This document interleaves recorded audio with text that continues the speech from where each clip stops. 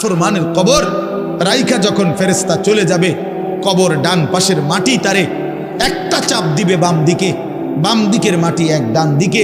আল্লাহর কসম, ডান পাশের হাড্ডি পাঁজর ভাঙ্গা ডান দিকে বাম দিকে চলে যাবে, বাম দিকের হাড্ডি পাঁজর ভাঙ্গা। রাসূলুল্লাহ সাল্লাল্লাহু আলাইহি ওয়াসাল্লাম বলছে, বন্ধু দেখেন, হাত্তা তাখতালিফা আদলাউহু, এই দুই আঙ্গুল যেভাবে এভাবে একটার ভিতরে ঢুকে গেছে, খোদার কসম ডান পাশের হাড্ডি পাঁজর বাম পাশের হাড্ডি পাঁজর এইভাবে একটার ভিতরে ঢুকে যায়। এইটার অর্থ এটা। হ্যাঁ, রাসূলুল্লাহ সাল্লাল্লাহু আলাইহি সাল্লাম একদিন হযরত বারা ইবনে আযিব রাদিয়াল্লাহু তাআলা আনহু থেকে বর্ণিত, নবীজি একদিন এক সাহাবীর জানাজা পড়তে গেছেন। জানাজা পড়তে গিয়ে খালি কবরের সামনে কিছুক্ষণ দাঁড়াইছেন। তখনও ওনারে কবরে রাখে নাই, জানাজাও পড়ায় নাই। নবীজি আগে গিয়া কবরটার সামনে দাঁড়াইছে। হযরত বারা ইবনে আযিব বলেন, আমরা নবীজির সাথে ছিলাম।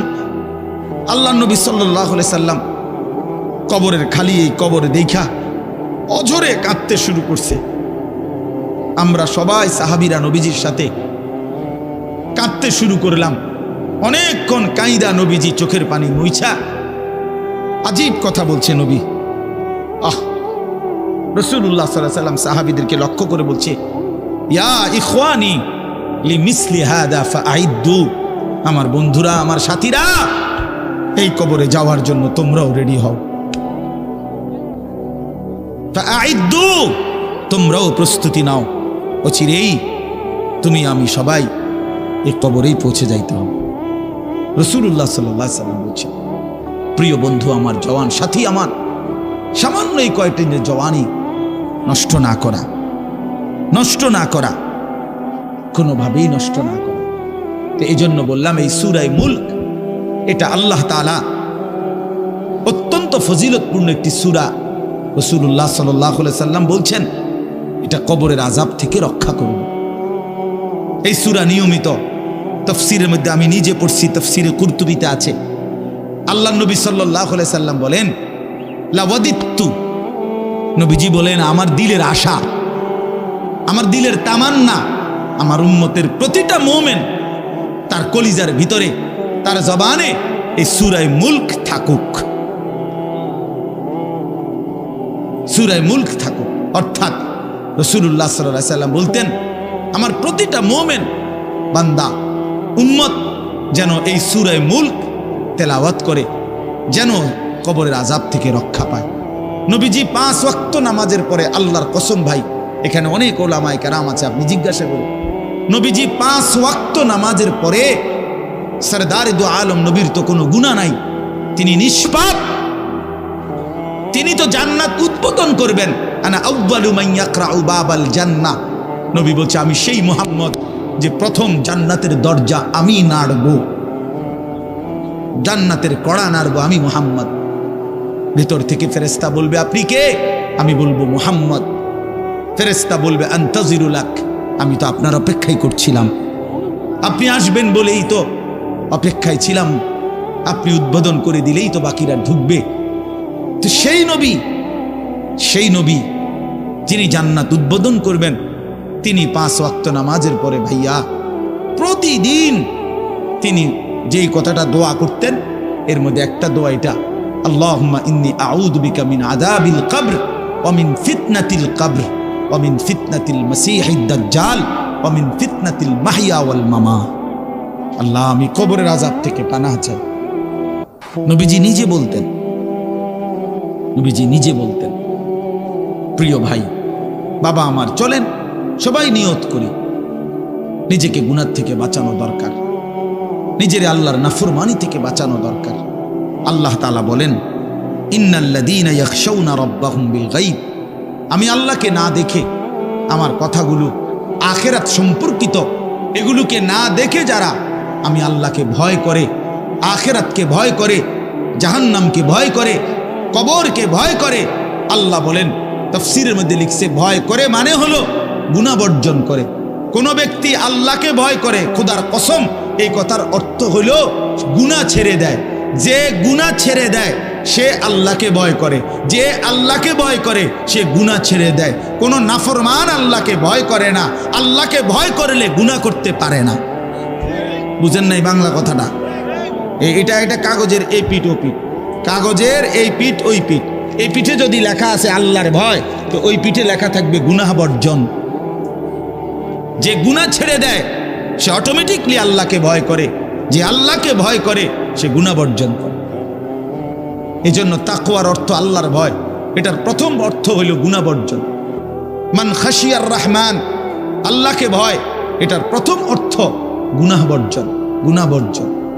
আমার শায়েখ আল্লামা মুফতি মুশতাকুন নবী সাহেব সব সময় চিল্লায় মাহফিলে, অনেক সময় হাজারি করে বলে যে বাপ, গুনাহ আগুন, গুনাহ আগুন, গুনাহ আগুন। প্রতিটা গুনার পিঠে ওই পিঠে আগুন আছে। নারীর প্রতিটা বেপর্দা দৃশ্যের মধ্যে খোদার কসম আগুন জ্বলে। ওই সিনেমার নর্তকীর শরীরে আগুন জ্বলে, ওই নায়িকার শরীরে আগুন জ্বলে, মোবাইলের ওই অস্থির ছবির মধ্যে আগুন জ্বলে, মদের আড্ডায় আগুন জ্বলে, জুয়ার আড্ডায় আগুন জ্বলে, সুদের টাকায় আগুন জ্বলে, ঘুষের টাকায় আগুন জ্বলে, বেপর্দা নারীর শরীরে আগুন জ্বলে। ওইটা রূপ না, ওইটা আগুন, ওইটা জাহান্নাম, ওইটা জাহান্নাম। আল্লাহ তাআলা বলেন ইন্নাল্লাযীনা ইয়াখশাউনা রাব্বাহুম বিল গায়ব। আল্লাহ তাআলা বলেন আমার যে বান্দারা আমার আখিরাত, আমার জাহান্নাম, আমার পরকাল, আমার কবর, এই কথাগুলোকে ভয় করে, আমি আল্লাহকে ভয় করে, না দেখে, না দেখে, আল্লাহ বলেন আমি ওয়াদা দিলাম লাহুম মাগফিরাতুম ওয়া আজরুন কাবীর, আমি তাদের পেছনের সব গুনাহ মাফ করে দেব আর আমার সবচেয়ে বড় পুরস্কার জান্নাত দিয়ে দেব। এখানে এটা এমন শব্দ না যে কিছু শব্দ তো আছে একটা শব্দের সাথে আরেকটা বলছে অর্থহীন, যেমন কলম টলম। তো এটা সবাই বুঝে যে টলমের কোনো অর্থ নাই। কাগজ টাগজ, তো কাগজের অর্থ নাই। কিন্তু শিক্ষা দীক্ষা এমন না, শিক্ষা শব্দের উল্টা না, এটা এমন না যে এটা শিক্ষার উল্টা কিছু না, এটা আলাদা শব্দ। শিক্ষা দীক্ষা যেমন আমরা অনেক সময় বলি যে নামাজ রোজা, লোকটা নামাজ রোজায় ভালো, তো এর দ্বারা কি শুধু নামাজ আর নামাজের উল্টা শব্দ রোজা না, এটা একটা আলাদা কি আমল। নামাজ একটা ইবাদত, তো রোজা একটা ইবাদত। তো শিক্ষা এটা একটা বিষয়, দীক্ষা এটা একটা বিষয়। শিক্ষা তো তালিম, দীক্ষা এটা তরবিয়ত, আখলাক। আখলাক অর্থাৎ শব্দ মুখস্থ করা এটা যেমন জরুরি, জিন্দিগি গঠন করা এটাও সমান জরুরি, বরং তার চাইতে বেশি জরুরি। এজন্য আমাদের ফেনীর একজন বড় বুজুর্গ আলেম আছেন, ফেনী জামিয়া রশিদিয়া মাদ্রাসার হজরত মাওলানা মুফতি শহীদুল্লাহ দামাত বারাকাতুহুমুল আলী, বাংলাদেশের অনেক বড় একজন বুজুর্গ আলেম। হজরতের মাদ্রাসা ফেনীতে, সেই মাদ্রাসা একটা মাদ্রাসায় কওমি মাদ্রাসা, সেখানে প্রায় 6 থেকে 7 হাজার ছাত্র পড়ালেখা করে, প্রায় 200-র উপরে ওস্তাদ আছে, 200-250 হবে। তো এই জন্য বললাম যে হজরত সবসময় বলে যে পড়া মেধা অনুপাতে কম বেশি হইতে পারে, আখলাক বরাবর হইতে হবে। আখলাক, ছাত্র মেধাগত যোগ্যতার কারণে কেউ রুল নাম্বার 1, কেউ রুল নাম্বার 10, কিন্তু আদব আখলাক বরাবর বরাবর হওয়া চাই। আমরা এটা খুব খেয়াল করি না। আজকে সবাই মনে করে বাচ্চার পড়ালেখা হচ্ছে, ঠিক আছে, পড়তেছে, যাইতেছে, আসতেছে, ছেলেটা পড়তেছে, রেজাল্ট আসছে, কিন্তু আখলাক কোথায়? যে ছেলেটা কখনোই প্রস্রাব করে টয়লেট পেপার ব্যবহার করে না, দাঁড়িয়ে বসে প্রস্রাব করার ক্ষেত্রে কোনো পার্থক্য করে না, তো তার আখলাক, তার জীবন গঠন হইল, শব্দ না মুখস্থ হইল? শব্দ না মুখস্থ হইল?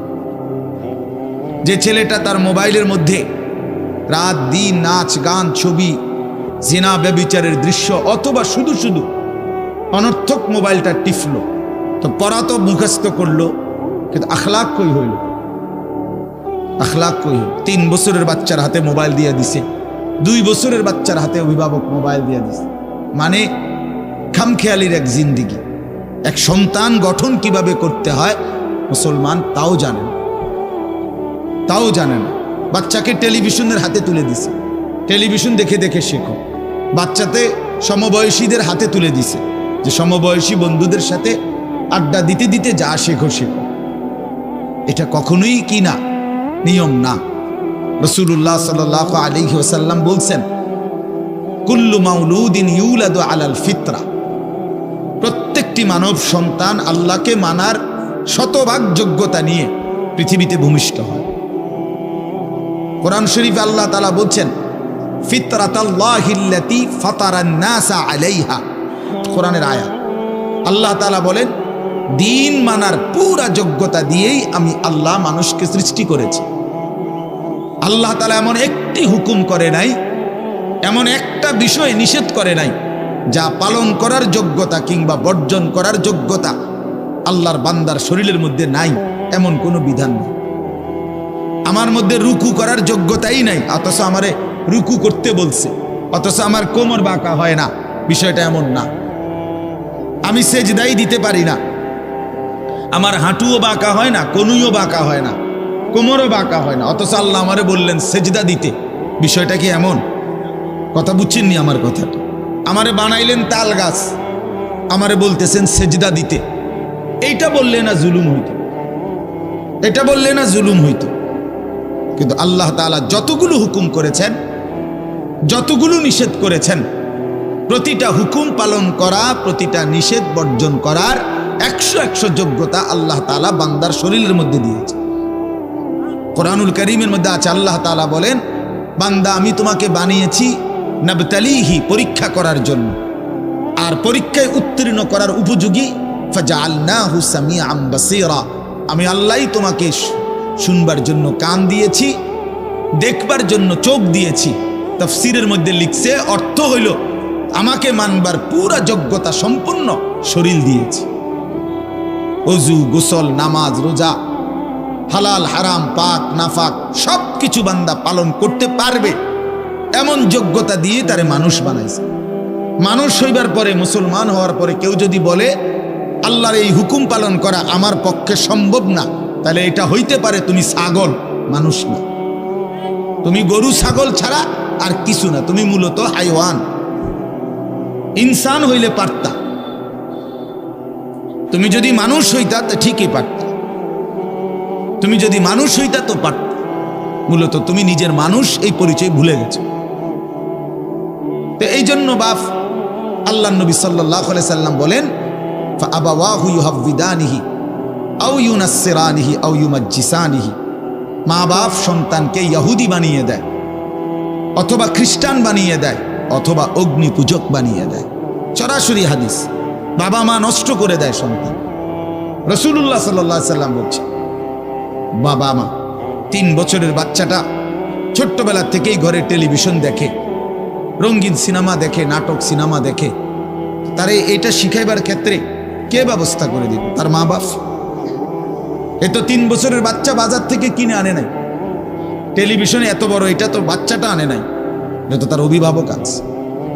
এই 3 বছরের বাচ্চাটারে কার্টুন দেখার জন্য, গেমস খেলার জন্য এত বড় মোবাইলটা, এটা তো তার বাবাই দিছে, অথবা তার মা, তার দুলা ভাই, তার বড় ভাই, তার চাচা, এমন কেউ একজন তার হাতে তুলে দিছে। এজন্য আমি সবসময় বলি, যেই মা বাপ অভিভাবক সন্তানের, অপ্রাপ্ত বয়স্ক সন্তানের হাতে এই বড় মোবাইলগুলো তুলে দেয়, এই মা বাবার চাইতে বড় জালেম আর কেউ নেই। ওরা নিজ হাতে সন্তানকে গলা টিপে হত্যা করে ফেল, ধ্বংস করে দিল, বরবাদ করে দিল, বরবাদ করে দিস। অসংখ্য অভিভাবক আমাদেরকেও তো বলে, বাচ্চা হুজুর খায় না, ঘুমায় না, বাচ্চা মোবাইল না দেখতে না দিলে খায়ও না, ঘুমায়ও না, কান্দে, শুধু কান্দে কান্দে। তার এই বদ অভ্যাস কে বানাইল? আর দ্বিতীয় কথা হইল, কান্দলে কি হয়েছে? কোনো বাচ্চা যদি কান্দে, তো কান্দলে কি মরে যায় মানুষ? তো হেতে কান্দুক, কান্দলে কি হয়েছে? কান্দতে কান্দতে সে একসময় থেমে যাবে। 3 বার পরে, 4 বারের পরে সে বুঝে নিবে যে এটা আমারে দিবে না। কথা বোঝেন নাই? কাঁদতে কাঁদতে নইলে 3 বার কাঁদলো, 4 বার কাঁদলো, 10 বার কাঁদলো, একটা পর্যায়ে সে বুঝবে যে এটা আর আমারে দিবে না, এটা আমারে দিবে না। এই জন্য বাপ আমার এটা খেয়াল করা চাই। আমি এই কথাটা শুরু করছি এই কথার থেকে যে কোরআন সুন্নাহর ইলমের জন্য, আদব জন্য। এক তো আপনি শুনলেন প্রতি সপ্তাহে জুমার বয়ান হয়, ইমাম সাহেব কইতে পারবো, ইমাম সাহেব কি কয়, আমনে আমনের মতো, হুজুর হুজুরের মতো না।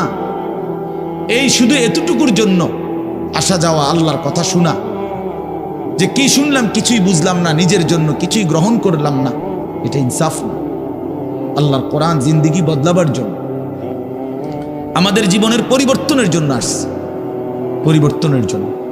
কোরআনুল কারীমের প্রতি অক্ষর নূর, কোরআনুল কারীমের প্রতি অক্ষর হুদান হেদায়েত, কোরআনুল কারীমের প্রতি অক্ষর মাউইজা উপদেশ, কোরআনুল কারীমের প্রতি অক্ষর বুশরা সুসংবাদ, কোরআনুল কারীমের প্রতি অক্ষর বাসায়ের অন্তর্দৃষ্টি সম্পূর্ণ জ্ঞান, কোরআনুল কারীমের প্রতি অক্ষর আহসানাল হাদিস সর্বশ্রেষ্ঠ কথা, কোরআনুল কারীমের প্রতি শব্দ মুতাশাবিহান সাদৃশ্যপূর্ণ, কোরআনুল কারীমের প্রতি শব্দ মাসানি বারবার তেলাওয়াতকৃত পাঠকৃত। কোরআনুল কারীমের অসংখ্য বৈশিষ্ট্য আল্লাহ তাআলা কোরআনে উল্লেখ করেছেন। মা ফাররাতনা ফিল কিতাবে মিন শাই, আল্লাহ বলেন একটা বিষয়ের আলোচনা আমি বাদ দেই নাই কোরআনের মধ্যে। ওয়া নাযালনা আলাইকাল কিতাবা তিবয়ানান লিকুল্লি শাই, বন্ধু আমি আপনার উপরে যে কোরআন নাজিল করেছি তার সমস্ত কিছুর বিস্তারিত বর্ণনা। এজন্য বদনসিব ওই সন্তান, ওই অভিভাবক দুর্ভাগা যে মুসলমান পরিচয় দেওয়ার পরেও নিজ সন্তানকে আল্লাহর কোরআন দেখে দেখেও পড়তে জানে না। আল্লাহর কোরআন দেখে দেখে ছোট বাচ্চা হাফেজে কোরআন হয়েছে, এই মাত্র দেখছেন আমরা হাফেজে কোরআন হয়েছে। মুসলমানের সন্তান আল্লাহর কোরআন 30 পারা কলিজার মধ্যে গ্রহণ করছে।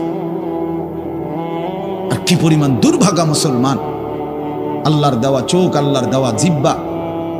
আল্লাহ কোরআনে বলছে আলাম নাজআল লাহু আইনাইন, বান্দা আমি কি 2টা চোখ দেই নাই? ওয়া লিসানান, আমি কি জিহ্বা দেই নাই? ওয়া শাফাতাইন, 2টা ঠোঁট কি আমি দেই নাই?